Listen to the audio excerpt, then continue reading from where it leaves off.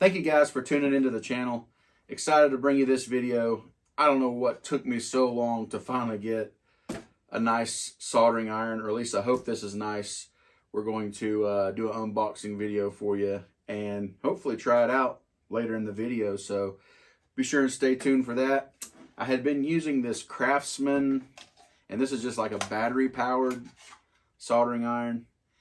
And it's worked okay. The problem is, or at least that I had with it, for soldering battery ends on RC cars with, you know, the thick wires and the big connections, I felt like it had a hard time, even on the highest heat setting, which it just has this dial here, of getting everything hot enough to melt the solder. So it kind of took longer than it should, and kind of by the time you did one battery extension or one battery lead, the battery on this thing was done. And I know you can buy bigger batteries for this, but really wanted to upgrade. And like I said, as long as I've been in RC, I probably should have got something like this a long time ago. I think when I was just starting out, all I had was like a wood burning kit, and I would use that to solder with. Pretty terrible, I know, but and you know, like, I don't like buying the extensions or the adapters. A lot of times those adapters can cause a lot of heat if you don't get a good connection with those. So it's better to just solder something together. But did want to show you this, and we'll look at this hopefully when we try out this soldering iron. But this is a helping hand. Highly recommend this for any kind of soldering on these battery ends. And I usually run XT90s. I find them pretty easy to solder. They're big connections. Like I said, I've learned in the hobby, you need a really good connection. Otherwise, you're going to generate like a lot of heat, is usually what winds up happening. And you can, your motor and ESC can potentially get hot if there's not a good connection. So that's kind of a tip for you guys that are kind of new to RC, and just something that I've learned along the years. And there's nothing worse than having a race and something get hot and come unsoldered. I've had that happen before. I've seen it happen with people at the track. So I think spending the extra money, getting a nice soldering iron and using it is way better than having a failure on the track when you're out there running and need it. So yeah, let's do a top-down view, and we'll unbox this thing. All right, before we unbox this thing, this is the Duratrax TK955. I was able to pick this up. I don't think it was a Black Friday sale, but maybe it was around that time, or like a holiday sale of some kind. But I think it was like $30 off, which I thought was a pretty good deal. I definitely kind of wanted the digital display here, and that's one of the things it says on the box. Simple push button controls to adjust the heat in 1 degree increments. The security key, apparently it comes with a security key, kind of locks in there to keep you from changing the temperature up and down. Not too familiar with that. If you guys know something about that, throw something in the comments below. And it's supposed to hold the temperature within 1.8 degrees Fahrenheit when idle. It includes a chisel tip and a pencil tip. I think I saw that somewhere on the box here. Yeah, so these two tips should be included. And that looks like the security key that you're going to use. It looks like it inserts in there to keep you from changing the temperature for whatever reason. Let's go ahead and unbox this.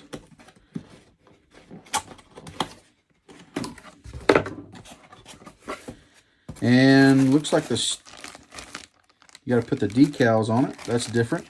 Kind of wonder if this is like a generic soldering iron, and I don't know, they just sell decals on the side. But hopefully it's pretty good. This looks like the key that you put in to keep the temperature the same. Like I said, don't know a lot about that. If you guys with a soldering iron experience know anything about that, throw something in the comments below.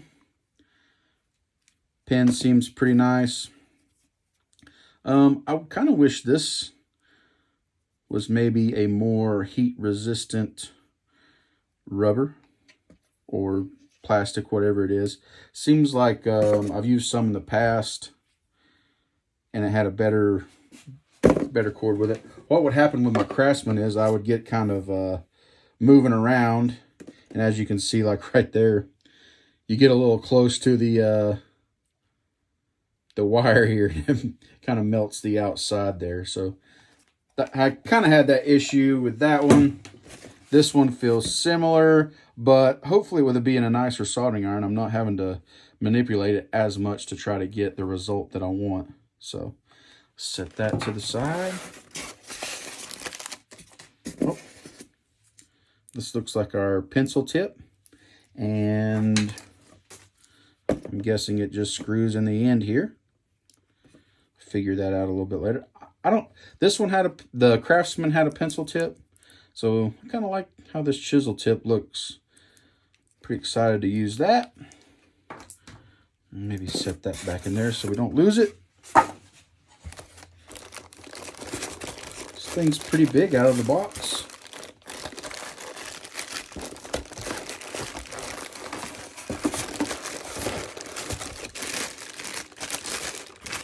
It's pretty heavy. It's like a pretty nice display there. Looking forward to it. Yep, that's looking like your security key there. Your little pin plugs in there. On and off switch. Up, down. I'm guessing that's the power button right there. The cord seems long, which is good. No matter kind of where you take it, hopefully you can find a plug and have plenty of room to do your soldering. But seems pretty good quality. Like I said, it's pretty heavy. Set that aside here. Oh, I really like the base. It seems heavy duty as well. Maybe it won't move around so much. Get that out of the bag for you. Has a sponge here. For you guys new to soldering, you can kind of wet this sponge and wipe the excess solder off of your tip. My Craftsman had one of those as well. Some of them I've seen have like a metal brush kind of thing installed, but I feel like the foam has been just fine. But this is a nice heavy base. I'm pretty pleased with that. As you can see, that fits in there. Seems okay. And I'm glad that this is metal, not plastic. So if you touch anything, you're not going to melt anything or melt anything on your tip there. So, pretty nice. And I'm sure, and I hope it comes with an instruction manual, or at least a nothing else in the bottom of the box.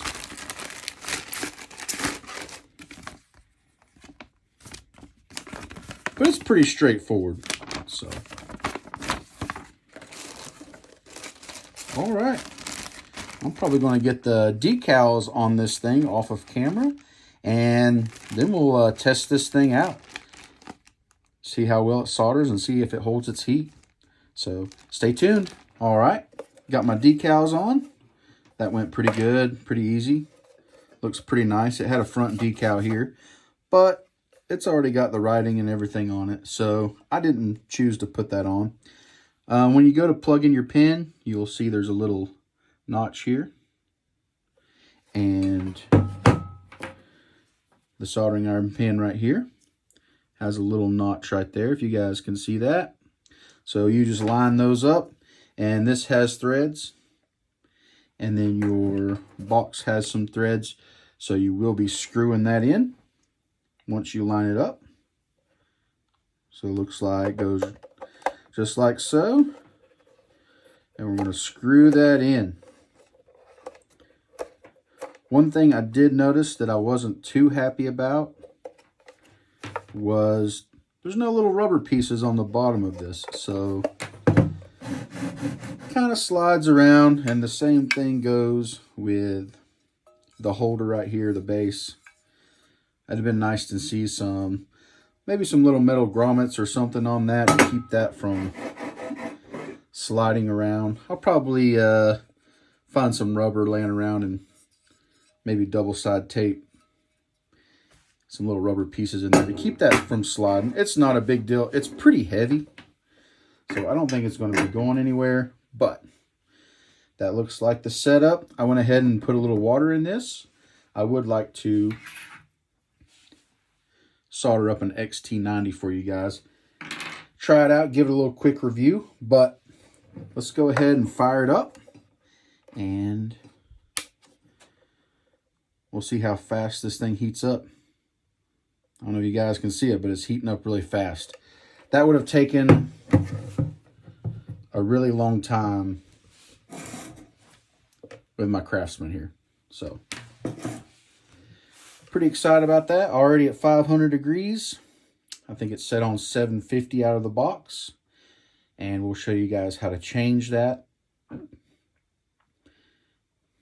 once it gets up to heat. So, these little security keys, you do need this to be able to change your heat setting, which is a little odd. We'll let this go ahead and get up to 750 degrees. As you can see, 750. Now, right now, I cannot change anything. But if I insert this little key, all of a sudden I can change stuff.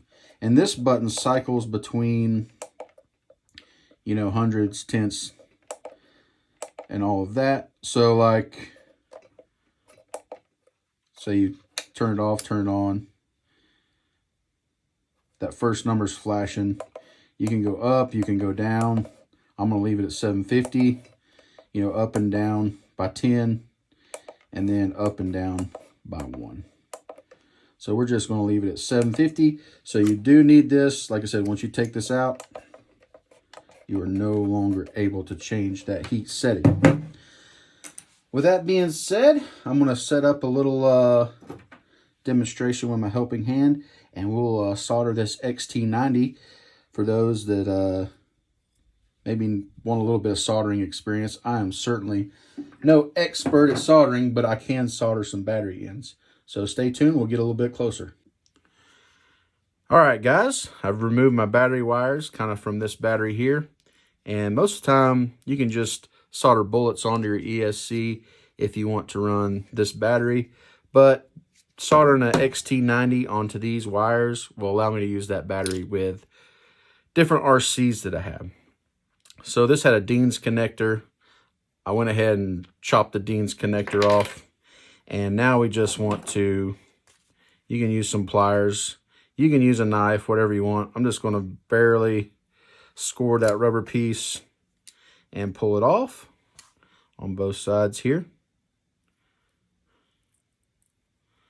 Like I said, you could probably do that with a knife if you wanted, but pliers makes it a little bit easier. I'm going to go ahead and I kind of like to twist these a little bit.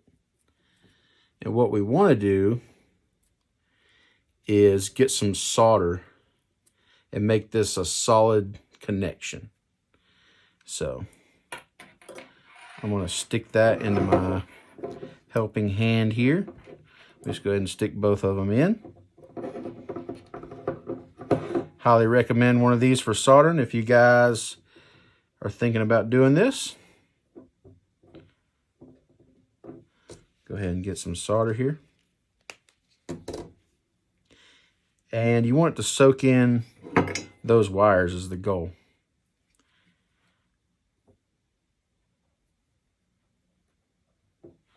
You can see how hot this is. Still running at 750 degrees. Letting that solder get in that wire right there. Go ahead and get some in the red wire.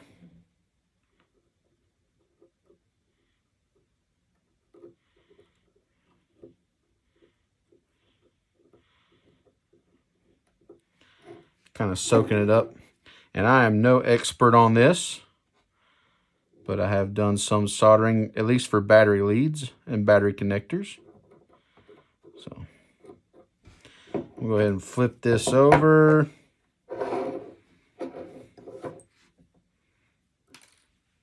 You can see why this helping hand is very helpful.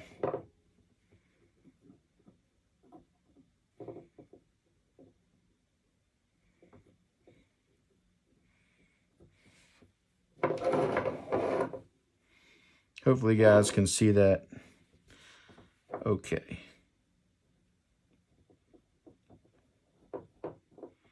Just getting that wire nice and tended up. I'll explain why just in a second, why that's important. Just have a look at it.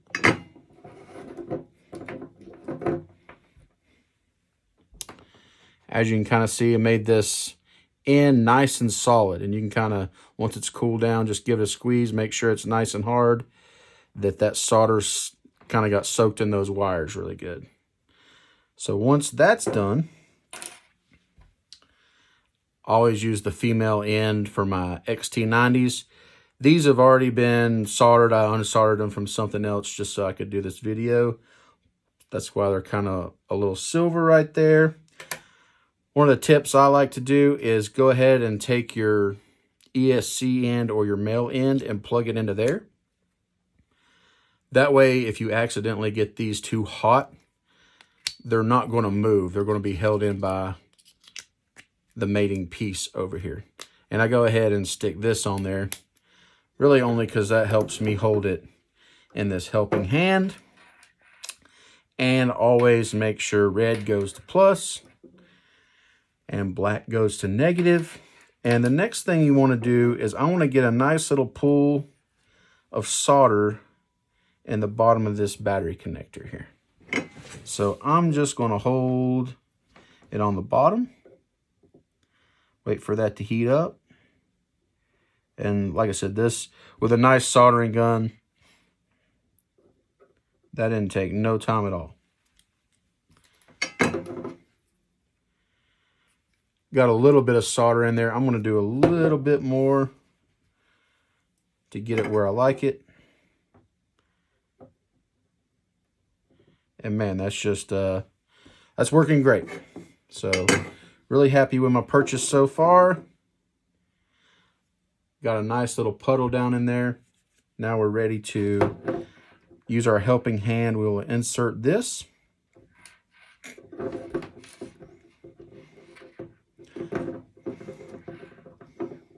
And see how easy that is with a helping hand. If you do not have one of these, trying to hold all this together and solder it is very, very difficult. So one of the reasons that you want this to be solid is if you don't put some solder in these wires, really when you go to solder this battery end on, you're probably just going to be soldering the outside of the wires and you won't get any solder to the inside of the wire. So that's kind of my reason for pre-tending the wires, getting that solid connection on the end. So now we're going to a solid connection to a solid connection. So my helping hand is holding right there. We're just going to take some solder.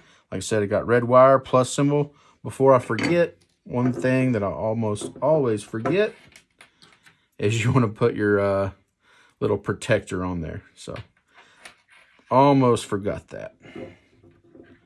Go ahead and see if I can get this holding it where I liked it again. Looks pretty good. There we go. So, all right.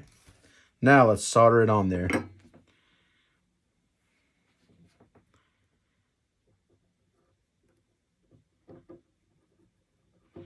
And it's nice having this nice heat here. Makes this a whole lot easier because it's able to heat everything quickly. So I kind of got a nice solid connection on that side. I'm going to move my helping hand over here.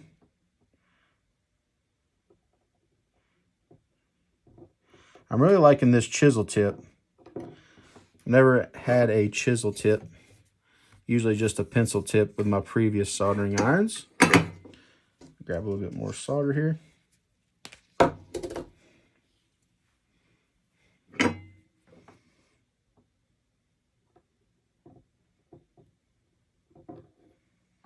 I don't know if you can see it off camera, but I have been cleaning my chisel tip on that sponge that is wet. So that's looking pretty good. Might do a little bit more on this side.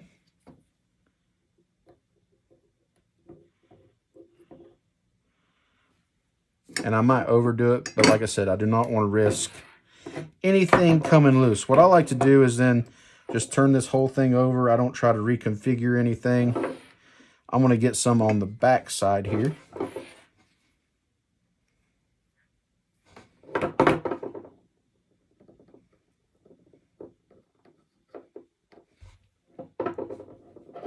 A little bit more difficult to get down in there.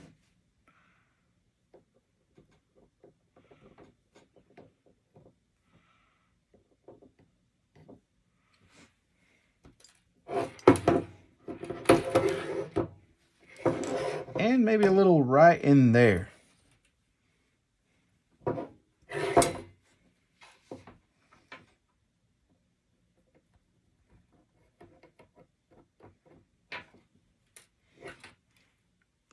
Don't got to be too pretty, but it does need to be functional. And I really like how this holds the heat. Really, really like it.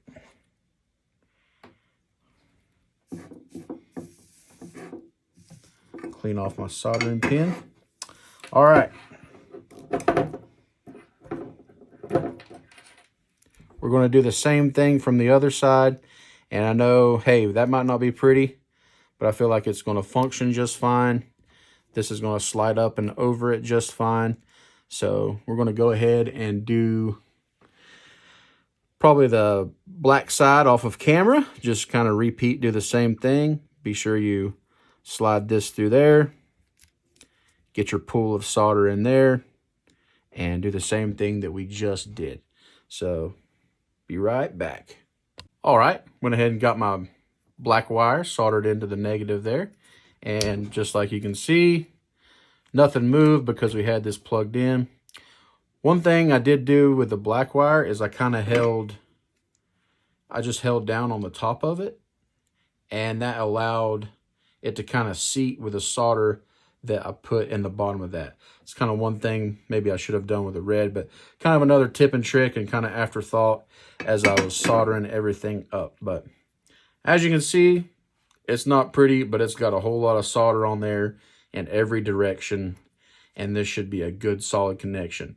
You want that good solid connection to not produce any extra heat with any kind of arcing or anything like that going on. So as you can see, that fits nice. Got that soldered up. We can go ahead and put that back on our battery here. All right, now we're running a XT90 on this little shorty. And like I said, I just run this connector on all of my batteries, and I really like it. I like the size of the battery ends that you're able to solder in. Just kind of makes things easier and kind of holding everything sideways with this helping hand. But these are easy to solder, and I really like them. All right, thank you guys that are still tuned into the channel. Would I recommend this product? I recommend it. It's way better than any soldering iron that I've used in the past. And like I said, I have no idea what took me so long to finally get one that was nice. Since I've been in the hobby for so long, you know, a lot of times I was just dependent on going on Amazon, buying those adapters and connectors to adapt this battery in to that battery in, instead of having to solder, because I hated soldering so much because I didn't have the right equipment. But overall, I liked it. Like I said, I didn't like how it didn't have the rubber pads on the bottom, so this wants to slide around. But that's really kind of my only negative, which, you know, for a couple bucks, I can buy some pieces of rubber and put it on there. Not a big deal whatsoever. So, I don't know. I highly recommend it. It definitely got up to heat really, really quickly. It definitely held its heat, you know, like it should have, which allowed me to, it made soldering a whole lot easier than trying to hold something to get the piece hot and the little wire hot. You know, that was the biggest downfall of the Craftsman that I showed earlier. Just the heat would dissipate out of it really, really quickly, and you would kind of, it would take a long time to get what you needed done. The security key is a little weird. I mean, I guess you could just leave it inserted. I don't really know the purpose behind that. If you guys know something that I don't, leave it in the comments below, because pretty much if you lose this or lose these, you're not going to be able to change the settings on your soldering iron. So I'm probably going to find a way to permanently attach this with like a little lanyard, a little rope, something. I don't know. Just so make sure it doesn't ever get away from the soldering iron itself. But yeah, for new for soldering, definitely get you a helping hand. But overall, I recommend the product. I'm really, really happy to finally get a nice soldering gun to continue to enjoy the hobby with. But thank you guys who stayed tuned this far. If you like this content, if you want more RC content, kind of all kinds, definitely do a lot of off-road racing, please consider liking and subscribing to the channel. Thank you so much.